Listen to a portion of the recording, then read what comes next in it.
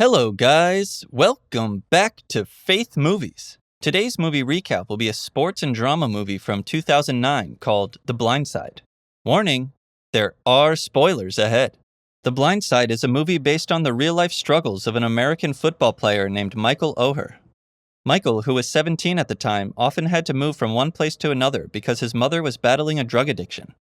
For a while, he stayed with his friend Stephen, whose father Tony planned to send Stephen and Michael to a Christian school.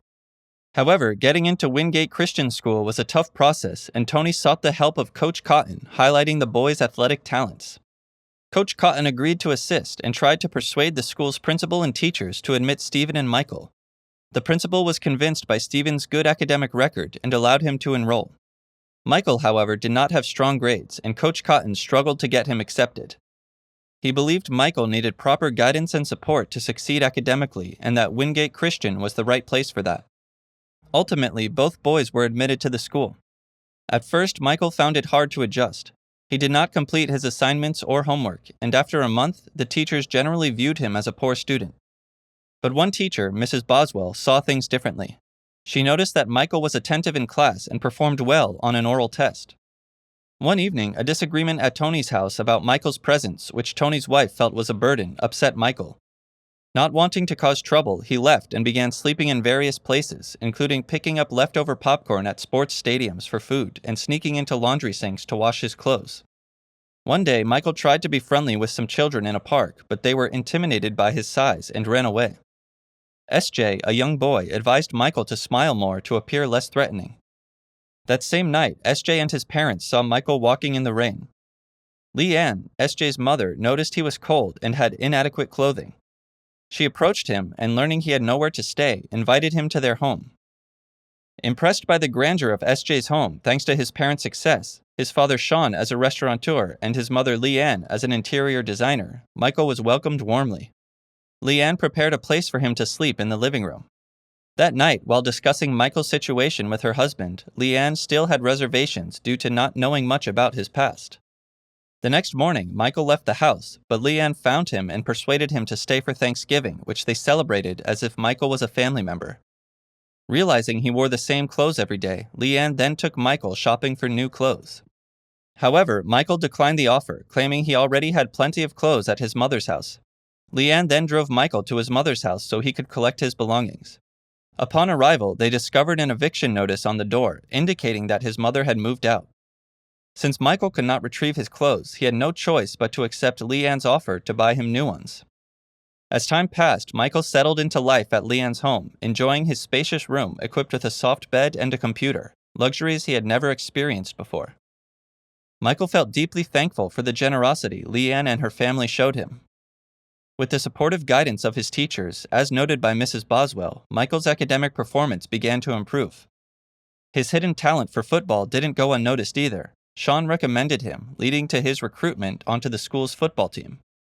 To celebrate Michael's inclusion in the team, Sean treated Michael and the family to a dinner at an upscale restaurant. By then, Sean and his family fully embraced Michael as one of their own. During a photo session for their Christmas card, Michael was even included in the family picture. At one lunch with Leanne's friends, some expressed concerns about Michael being around Leanne's daughter, Collins. They referred to him as a big black boy, suggesting Collins might feel uneasy. Disturbed by her friend's prejudiced remarks, Leanne left the lunch visibly disappointed. Later, at home, she discussed with Collins about Michael staying with them, exploring her feelings and thoughts on the matter. Collins reassured her mother that she was completely fine with Michael living with them and pleaded with her not to send him away. Leanne felt a sense of relief hearing this. At school, Michael faced discrimination from his peers because of his race, but Collins always treated him kindly and stood by him as a friend. Soon after, Michael began practicing with the school's football team. It was his first experience with the sport, and he didn't know the basic rules, which made it difficult for him to follow the coach's instructions and led to frequent mistakes. Nonetheless, Sean and Leanne kept encouraging Coach Cotton, emphasizing that with proper training, Michael showed great promise in football. With SJ's help, Michael dedicated himself to his training. One day, Leanne shared with her husband her wish to adopt Michael and make him their legal son. Initially, Sean was hesitant because they knew little about Michael's background and he was quite reserved about his past. However, Leanne managed to persuade him, and Sean eventually agreed to the adoption. During the process of becoming Michael's legal guardian, Leanne discovered that his father had passed away in an accident and his mother was battling drug addiction. With Michael being a ward of the state, Leanne could have easily proceeded with the adoption, but she decided to seek his biological mother's permission first. Leanne tracked down Denise O'Her, Michael's biological mother, in her hometown. After meeting her, Leanne explained her intention to legally adopt Michael. She assured Denise that she would always be welcome to visit Michael and would remain his mother. Recognizing that Michael would have a better future with Leanne and her family, Denise agreed to the adoption. Now with a stable home and a family who deeply cared for him, Michael's life had dramatically changed from his days of homelessness. However, an incident occurred when Michael and SJ were involved in a car accident. Though no one was seriously hurt, Michael was upset, fearing he had caused harm to SJ, and repeatedly apologized to Leanne, who comforted him by saying it wasn't his fault. She praised him for shielding SJ during the crash. During football practice, Coach Cotton scolded Michael for his ongoing struggles with the rules of the game.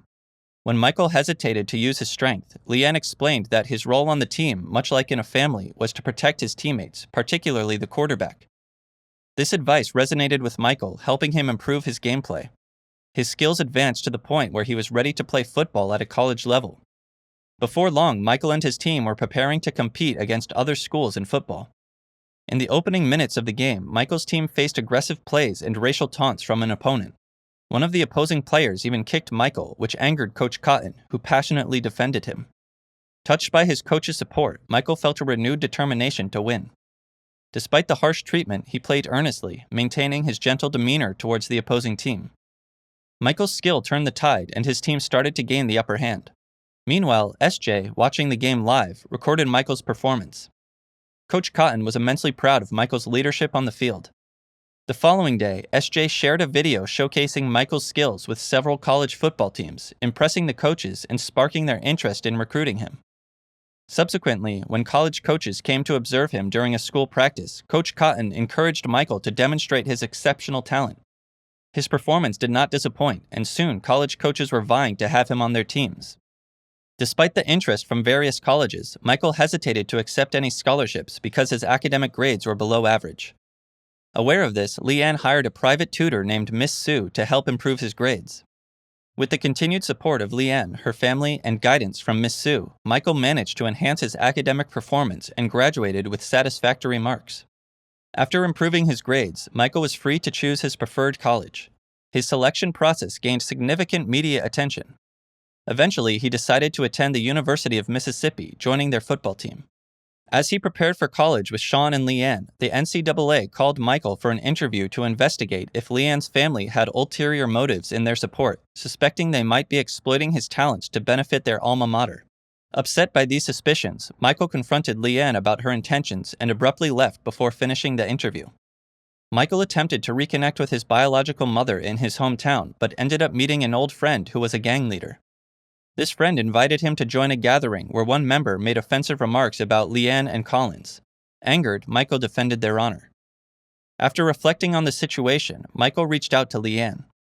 They met and had a sincere conversation where Leanne expressed that she had supported him wholeheartedly. Michael apologized for doubting her and her family's intentions.